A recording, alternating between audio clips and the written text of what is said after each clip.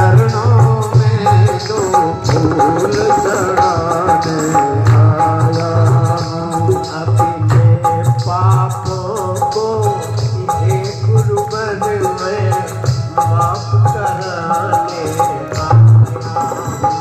अपने पापों।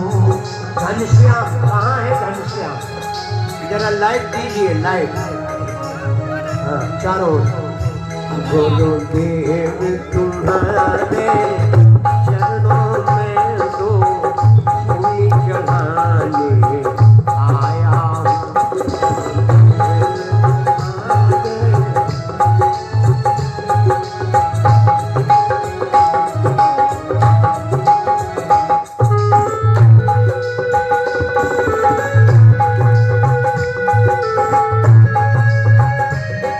स्वामी हरशरण दास जी महाराज की, सद्गुरुदेव भगवान की,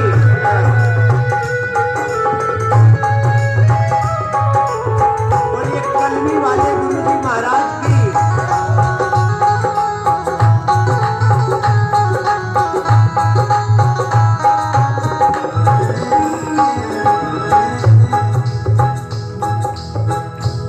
लोग कहते हैं कि क्या तुमने भगवान को देखा है? फूलों में जो ये सुगंध आ रही है, यही भगवान के होने का सबसे बड़ा प्रमाण पत्र है जी। पत्तों में जो ये मुस्कुराहट है ना, यही भगवान के होने का प्रमाण पत्र है। इसका मतलब है कि वहां भगवान है। फूलों में जो स्मेल है, इसका मतलब भगवान है। और जो भगवान है वही गुरुदेव है।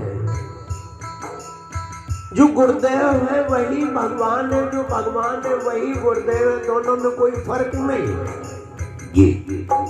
आत्मा सो परमात्मा ऐसे सब।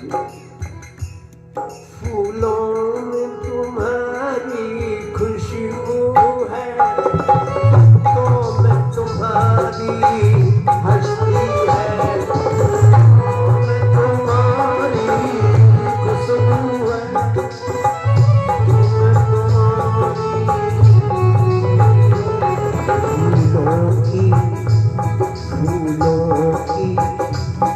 फूलों की जगह पर ये गुरुवर दो नए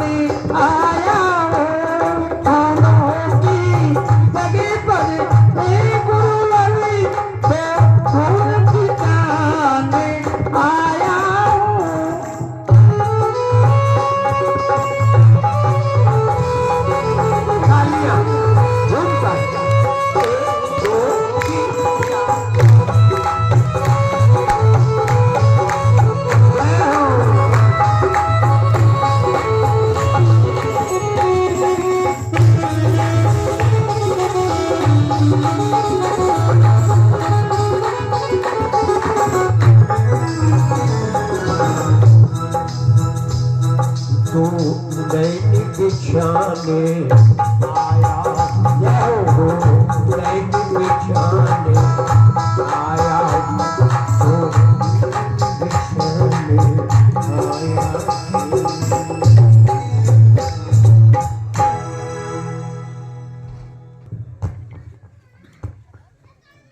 जिस समय सीता का हरण हुआ,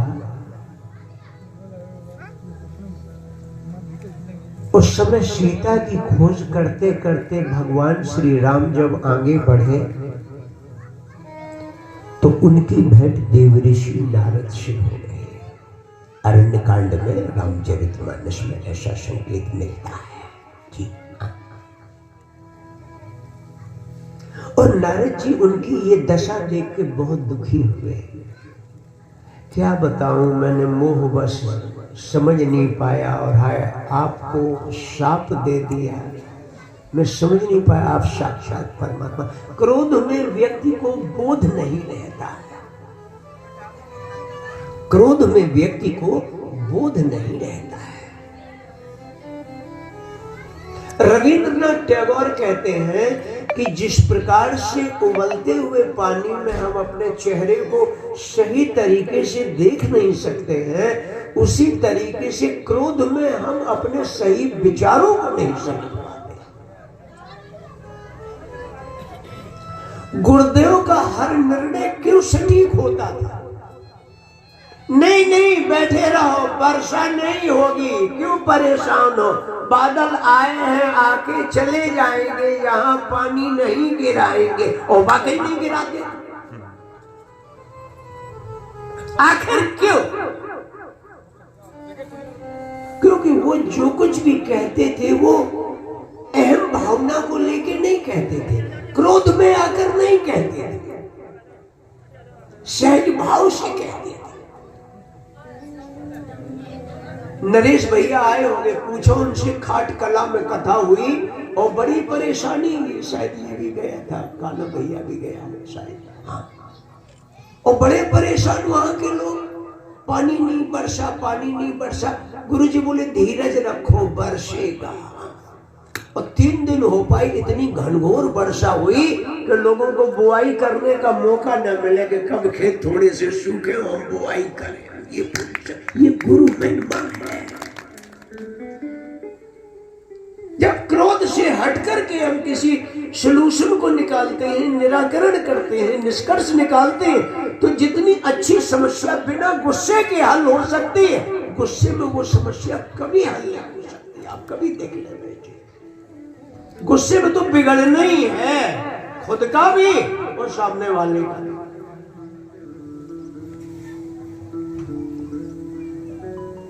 भाई अगर शर्ट के ऊपर आप आग रखोगे तो वो आग शर्ट को जलाएगी कि नहीं जलाएगी? तुम्हें बाद में जलाएगी, पहले शर्ट को जला देगी। तो ये एक चीज तो है। तो भगवान श्री राम के सामने नारद जी बहुत पछता है। सीता की खोज का एक विकल्प देते हैं, आप उसे लीजिए। और वो विकल्प क्या? बोले इसके लिए आपको थोड़ा शक्ति का संचय करना होगा। संचय, और शक्ति का संचय तभी होगा जब शक्ति की आराधना आप करेंगे, तब शक्ति का संचय होगा। ब्रह्मचर्य की जब प्रतिज्ञा करोगे तब शक्ति का संचय होगा। क्रोध न करने की जब प्रतिज्ञा करोगे तब क्षमा का संचय होगा। ये है विचार। तो आप शक्ति की आराधना करो, और शक्ति की आराधना करो तो जगदम्बा प्रसन्न होगी और तुम्हें शक्ति देंगी। शक्ति देंगी। बेशक वो धर्म पत्नी शिव की है, बेशक शिव सर्व सामर्थ्यवान है, लेकिन बिना उनके वो भी शून्य है। जो शिव पर छोटी ही की मात्रा लगी है ना, वही तो शक्ति है। उसे आप हटा दीजिए, क्या बचा? कल्पना करो क्या बचा? कुछ बचा? वो शक्ति, उस शक्ति का संग्रह करो। तो भगवान श्री राम ने एक नियम बना लिया। बोले हम जो है 9 दिन की जो 9 देवियां हैं, नवरात्रि, उसमें नवरात्रि में शक्ति की आराधना करेंगे। और उन्होंने क्या किया कि कमल के 9 पुष्प उन्होंने एक टोकरी में रख लिए, डलिया में। और दूसरी प्रतिज्ञा ये की कि हम 9 दिन और 9 रात तक न अपने आसन से उठेंगे न आंखें खोलेंगे, सीधे 9 दिन के बाद ही आंखें खोलेंगे, ये तय कर लिया। और देवी के चरणों में हर 24 घंटे के बाद जैसी एक संकल्प पूरा होगा, एक कमल का फूल डलिया से उठा के देवी के चरणों में रख देंगे। लो महारानी स्वीकार करो। और वो 8 दिन तक उनका ये क्रम चलता रहा। ऐसे ही बैठे रहे एक आसन में लगातार। हाँ। ये जो आश्रम में गुफा बनी है ना, ये ऐसे साधकों के लिए ही गुफा बनी है जी। वो गुफा ऐशाराम करने के लिए नहीं कि चलो गर्मी पड़ रही ठंडक का हम एहसास करें ना। वो जो शाहपुरा आश्रम में पीछे जहाँ पहले गुरुजी रहते थे उसके पीछे जो गुफा बनी है नीचे जाने की, वो साधना के लिए ही बनी है। और गुरुजी ने स्वयं साधना के द्वारा अपने को साधा। सालों उन्होंने तप किया गुफा के अंदर। ऐसे थोड़ी सब कुछ हो गया, ऐसे सब कुछ नहीं मिल गया उन्होंने। और इसीलिए उन्होंने ये दूसरी गुफा बनवाई कि हमारे बाद कोई दूसरा इस नई गुफा का सदुपयोग करे। हमने जो तपस्या के परमाणु यहाँ छोड़ रखे हैं, उन परमाणुओं में इतनी ताकत है कि अगर कोई जिज्ञासु साधक आकर के इस गुफा में बैठ के साधना करेगा तो उसे उतनी हैरानी नहीं होगी, उतनी देर नहीं होगी उसे गुरु कृपा प्राप्त करने में जितना विलंब हमें हुआ। क्योंकि हमारी साधना के परमाणु यहाँ उसे सामर्थ्य देंगे, शक्ति देंगे, वो जल्दी सफल हो जाएगा। इसलिए उन्होंने ये गुफा बनवाई थी। उनका ये मकसद था, उद्देश्य था।